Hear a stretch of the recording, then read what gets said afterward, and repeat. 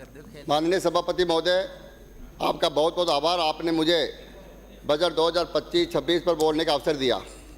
साथ ही मैं धन्यवाद ज्ञापित करना चाहता हूँ हमारे मार्गदर्शक, विकासपूर्वक यशस्वी मुख्यमंत्री श्री भजनलाल शर्मा जी का, जिनके कुशल नेतृत्व में हमारी सरकार ने प्रथम वर्ष पूर्ण कर नए आयाम स्थापित किए, नए कीर्तिमान स्थापित किए। मैं संपूर्ण जमा रामगढ़ विधानसभा की तरफ से आदरणीय मुख्यमंत्री जी का बहुत बहुत धन्यवाद और साधुवाद देना चाहूँगा। मैं हमारे यशस्वी मुख्यमंत्री जी के लिए कुछ पंक्ति बोलना चाहूँगा।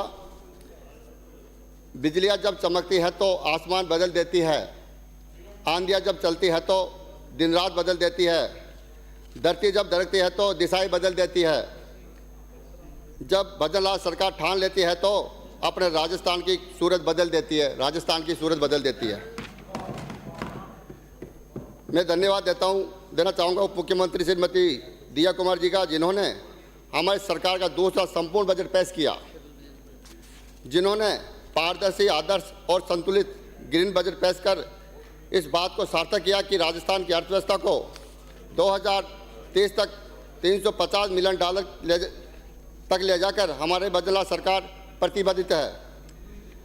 मैं माननीय अध्यक्ष महोदय, राजस्थान के इतिहास में कीर्तिमान स्थापित करने के लिए जो बजट आया है, इस बजट के अंदर युवाओं, महिलाओं, गरीब, किसानों, पिछड़े वर्ग, हर तबके के लिए ध्यान रखा गया है। माननीय सभापति महोदय, यह budget green budget, revenue energy budget, rural budget, infrastructure development पर आधारित है। हमारी सरकार ने इस बजट में इंफ्रास्ट्रक्चर, बुनियादी ढांचों को मजबूत करने के लिए सड़क निर्माण पर विशेष ध्यान दिया है। माननीय सभापति महोदय, इस बजट में 2750 किलोमीटर से अधिक के 9 ग्रीनफील्ड एक्सप्रेस बनाने की घोषणा की। यह अपने आप में बहुत बड़ा कीर्तिमान है। माननीय सभापति महोदय, मुझे बताते बड़ा अत्यंत खुशी है कि हो रही है कि मेरी विधानसभा क्षेत्र जमा रामगढ़ में 62 करोड़ से अधिक की नवीन सड़कों की सौगात मिली। इसके लिए मैं यशस्वी मुख्यमंत्री जी श्री भजनलाल शर्मा जी व माननीय उप मुख्यमंत्री महोदय श्रीमती दिया कुमार जी को मेरे और मेरे क्षेत्रवासियों की तरफ से बहुत बहुत बधाई और शुभकामनाएं और साधुवाद प्रकट करना चाहता हूं। माननीय सभापति महोदय, मेरी विधानसभा क्षेत्र जमा रामगढ़ जयपुर राजधानी के मात्र 20 किलोमीटर की दूरी पर है, परंतु इतनी कम दूरी पर होने के बाद भी पिछली कांग्रेस सरकारों की वजह से यह अत्यंत पिछड़ा रहा, जिसके कारण इसका कारण गत सरकारें हैं। इन गत सरकारों ने और गत जनप्रतिनिधियों ने मेरे क्षेत्र में और क्षेत्रवासियों के विकास पर तनिक भी ध्यान नहीं दिया, परंतु मैं धन्यवाद देना चाहता हूं राजस्थान के यशस्वी मुख्यमंत्री जी को, जिन्होंने 1 साल में ही मेरे विधानसभा क्षेत्र में 4 चांद लगा दिए। माननीय सभापति महोदय, हमारी राजस्थान सरकार इस बजट में युवाओं का विशेष ध्यान रखते हुए इस बजट में बड़ी घोषणाएं युवाओं के लिए की। युवाओं के सपनों को साकार करने के लिए अगले 1 वर्ष में 1,25,000 से ज़्यादा सरकारी नौकरी निकाली जाएगी।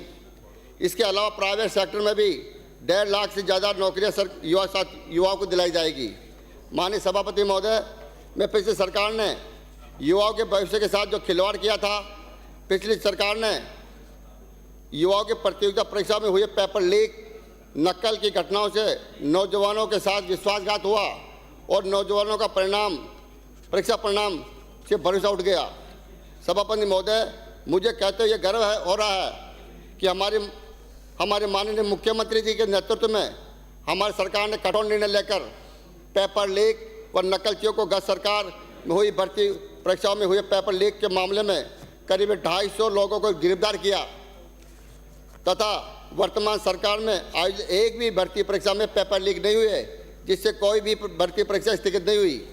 माननीय सभापति महोदय, हमारी सरकार ने युवाओं के लिए विश्वकर्मा युवा उद्यमी योजना की घोषणा की, जिसमें युवाओं में 2 करोड़ तक के लोन, 8% ब्याज में सब्सिडी व 5 लाख की मार्जिन मनी दी जाएगी।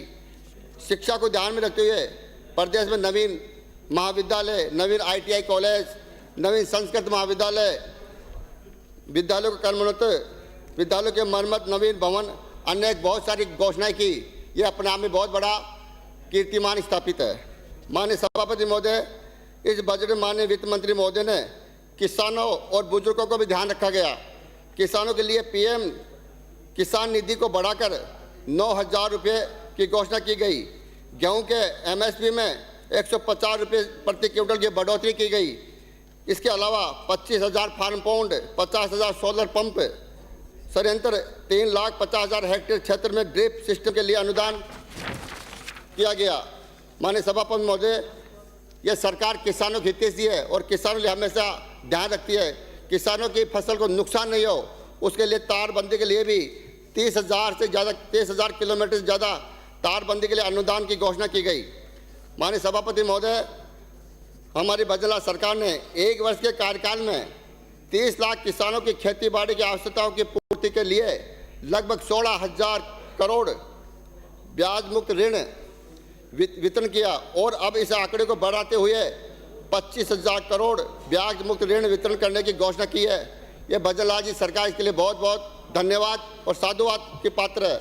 माननीय सभापति महोदय, हमारी सरकार ने 5,000 से अधिक सदस्य आवाज नहीं, अटल प्रगति पथ बनाने की घोषणा की गई। यह पथ सीमेंट कंक्रीट से बनेंगे। इसके अलावा प्रत्येक विधानसभा में हर विधायक को 10-10 करोड़ रुपए की राशि की सड़कें बनाने के लिए घोषणा की गई। इसके लिए मैं बजरलाल सरकार को बहुत बहुत धन्यवाद और साधुवाद देना चाहता हूं। माननीय सभापति महोदय, अरावली पर्वतमाला ऐतिहासिक भौगोलिक को देखते हुए इसके संरक्षण और इसके हरित बनाने के लिए हमारी सरकार ने 250 करोड़ रुपए की हरित अरावली विकास परियोजना शुरू की गई और इसकी घोषणा की गई। माननीय सभापति महोदय, मेरी विधानसभा क्षेत्र भी अरावली पर्वतमाला की गोद में बसा हुआ है। यहाँ चारों तरफ बड़े बड़े पहाड़, जंगल, बांध, नदी, नाले, अनेक प्राचीन मंदिर जो कि लाखों लोगों की आस्था का केंद्र है। यहाँ पर रामगढ़ बांध स्थित है जो जयपुर शहर की आत्मा और लाइफ लाइन है, जिसमें कई दशकों से जयपुर शहर को पानी पिलाया करता रहा है।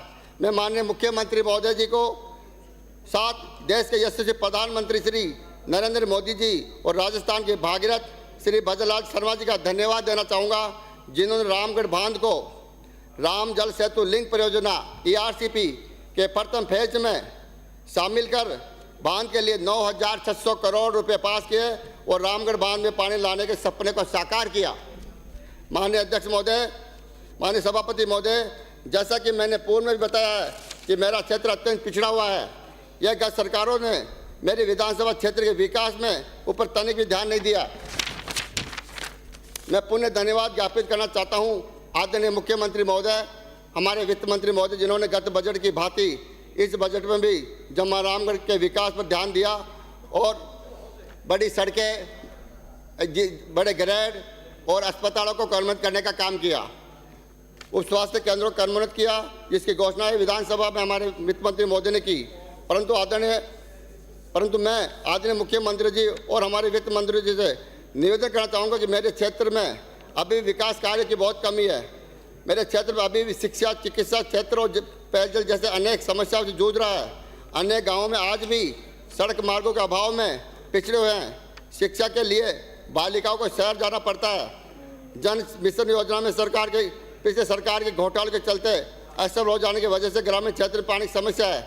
मैं आदरणीय मुख्यमंत्री जी और माननीय वित्त मंत्री महोदय से अनुरोध करना चाहूँगा कि परिवर्तित बजट में मेरी विधानसभा क्षेत्र के विकास कार्यों की प्राथमिकता देवे, जिसमें हमारे जम्मा रामगढ़ के SDM कोर्ट से वाया साउथ ध्यावड़ा होते हुए साउथ सिरा तक नवीन सड़क निर्माण का कार्य है। दौसा मनोहर हाईवे से भावनी पावटा खड़ के नवी सड़क का निर्माण कार्य है।